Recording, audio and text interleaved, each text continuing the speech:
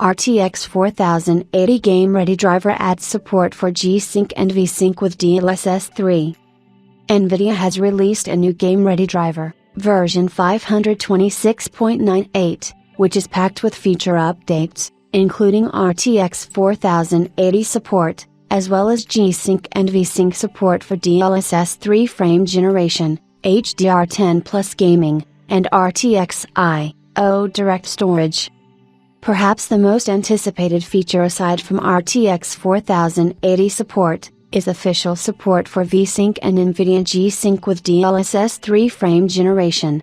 Support for these two frame synchronization technologies was noticeably absent during the initial release of DLSS 3, but it finally arrived with the new 526.98 driver, which gives gamers the ability to play without the need for a new driver. Gaps with frame generation enabled. However, support has some nuances. At the moment, it is limited to the V-Sync version of the NVIDIA driver, and not the endgame implementation. This means that you need to go to the NVIDIA control panel and manually enable V-Sync in the settings profile of the 3D game you are playing, or enable it globally. G-Sync support is simpler and requires the technology to be enabled only once in the control panel. DLSS 3 support for G-Sync works for both G-Sync compatible displays and G-Sync Ultimate displays. If you still have problems with breaks, you can enable V-Sync, manually, in combination with G-Sync. For those who are worried about increasing input latency, NVIDIA says that combining DLSS 3 with NVIDIA Reflex technology will help reduce input latency even when vertical sync is enabled. However, it is suspected that users will still see a slightly longer input delay due to V-Sync.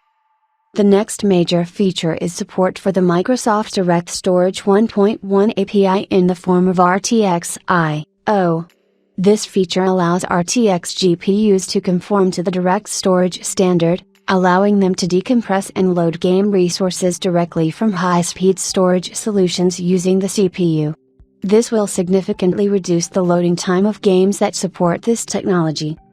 The RTX I/O feature set will also be extended beyond the Microsoft Direct Storage API in the form of Vulkan extensions. These extensions will give Vulkan-based games access to the same performance improvements as direct storage, bypassing Microsoft requirements such as Windows 10, 11, and DirectX 12.